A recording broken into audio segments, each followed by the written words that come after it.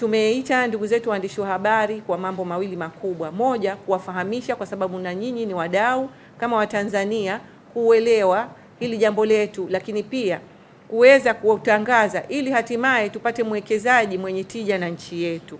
Nawakaribisha wadau wa ndani na nje ya nchi wenye nia ya dhati ya kuwekeza kushirikiana na TanTrade katika kutimiza azma hii ya mradi huu wa PPP.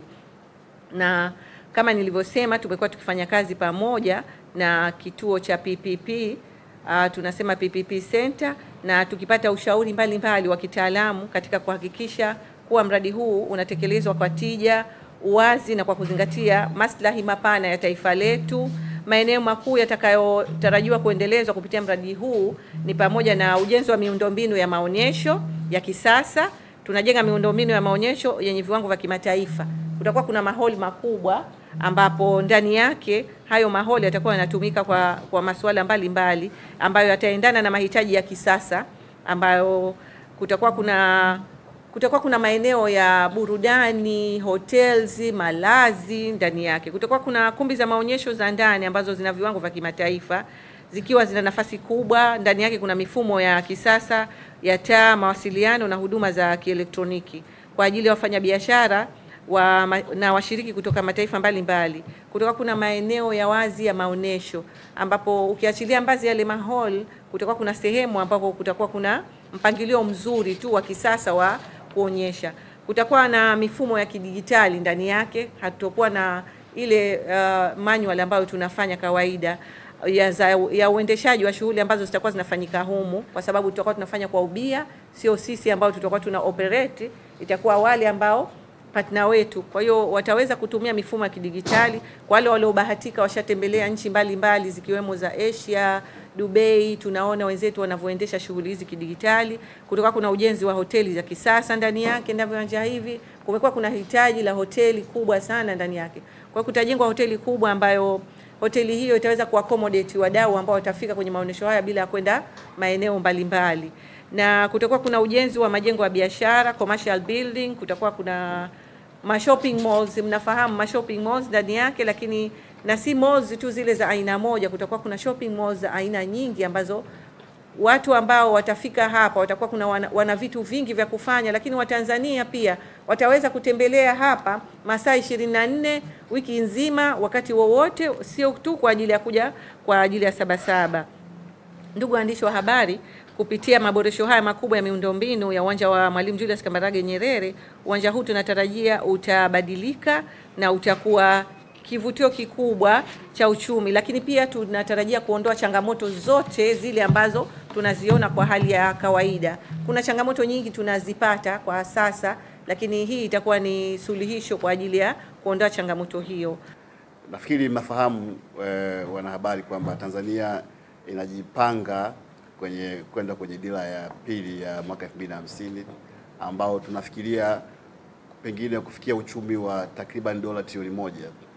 Sasa nchi nyingi ambazo zimefikia uwezo huo wa kiuchumi, service industry ndio sehemu kubwa ya uchumi.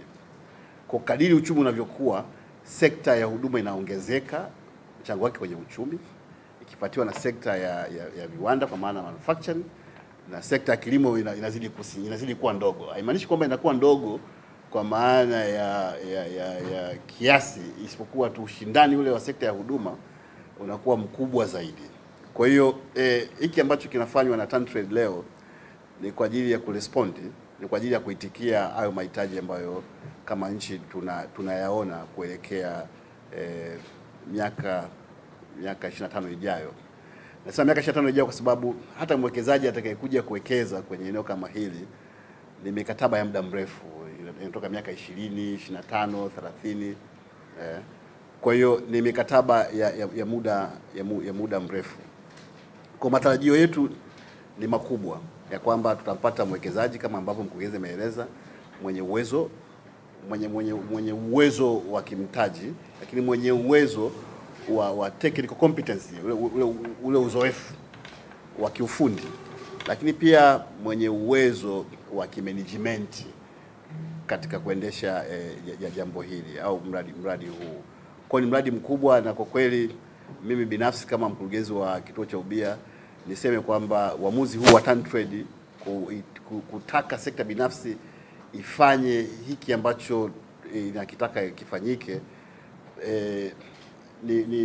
ni changamoto kwa mamlaka zingine za serikali kuona kwamba kuna mengi ambayo tunaweza tukafanya serikalini bila kusubiri hazina watuletee pesa. Ukichukua bajeti ya kawaida tu ya kwamba kama TanTrade wangehitaji hazina wawaletee fedha kwa ajili ya kufanya hiyo expansion, nadhani ingegharimu sio chini ya bilioni 300 pengine kufanya hiyo expansion.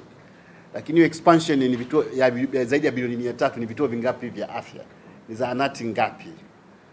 Ni kiasi gani cha miradi ya maji ambacho kingefanywa na hiyo? Kwa hiyo uamuzi huu wa TanTrade utaokoa fedha nyingi ya serikali ambayo ingekuja kutumika hapa kwa ajili ya kufanya hiki ambacho kina mvuto wa kibiashara, kwa maana kuna wawekezaji ambao wana uzoefu na wanaweza kuwa na interest ya kuja kuwekeza.